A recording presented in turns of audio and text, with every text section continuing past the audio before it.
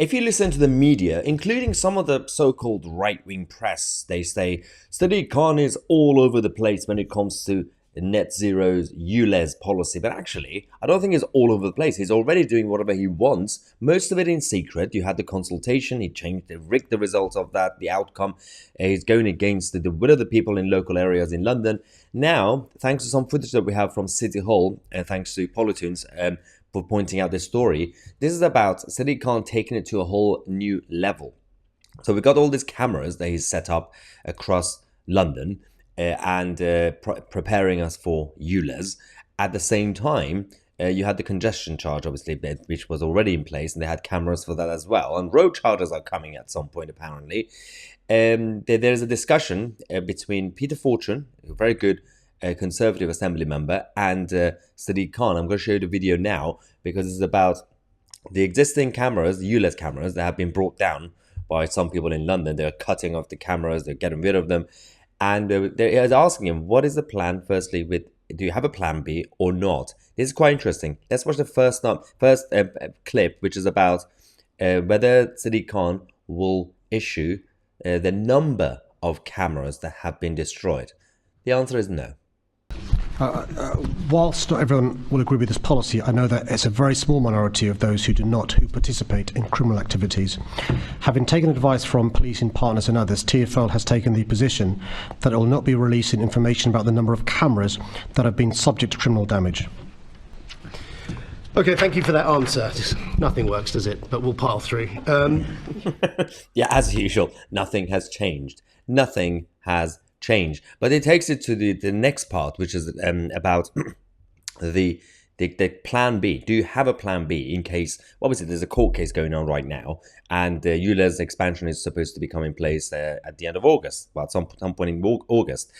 Do you have a plan B for the cameras? What happens if more people bring down more cameras? What are you going to do about it? Sadiq Khan, in this clip, he's confirming that there's absolutely no plan B, but there's a but. One of the questions we've been asking is about sort of plan B preparation. One, if the network isn't ready, if that scheme isn't feasible, and then the second is around the court case. TfL are confident that there'll be the right number of cameras. Let me rephrase that. There'll be the same number of cameras up on August 29th that they'd originally planned, and there are no need for plan B, Cs or what else. Okay, it'll be the same types of cameras, be the same sorts of equipment deployed in the same way. Yeah, there's been no deviation. No deviation, right? Now, it's the same session.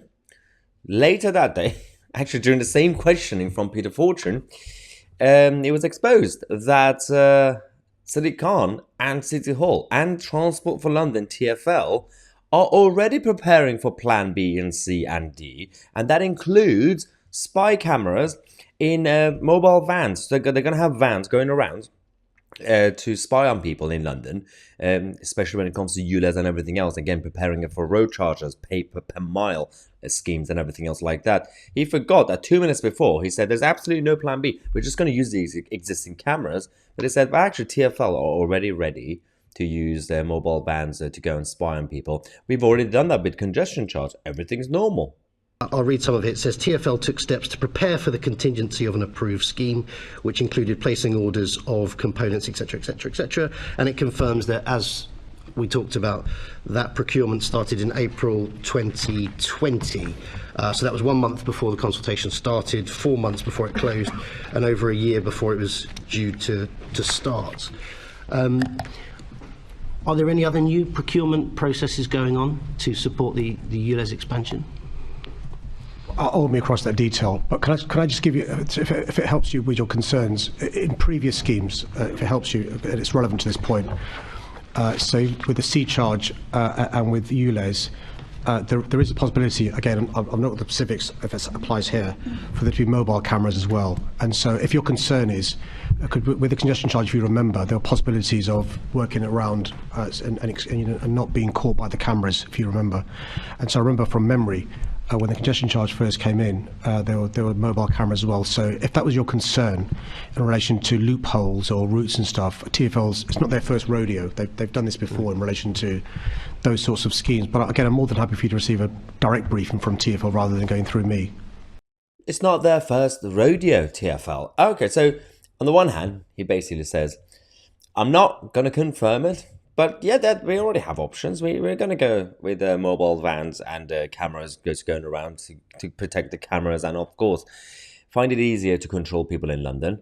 But you can ask TfL, but I'm not confirming anything. But we have the option. But I'm not saying anything right now. But the plan is in place. This is the sort of content that you're not going to get from the mainstream media. There has been no analysis on this session.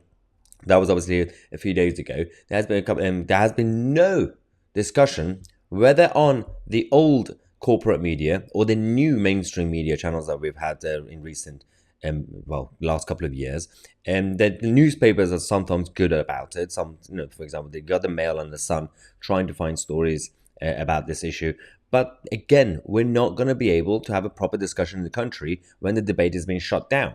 But this channel, we continue to get more views and more attention than the rest of the legacy media anyway, so we can start these conversations. You guys, when we say we are the media, we're including you guys because you guys are the ones who are feeding us the stories, we're giving us evidence and everything else. Again, Polytunes, thank you so much for pointing out this issue that happened in City Hall. We're going to continue to fight on your behalf and be your voice.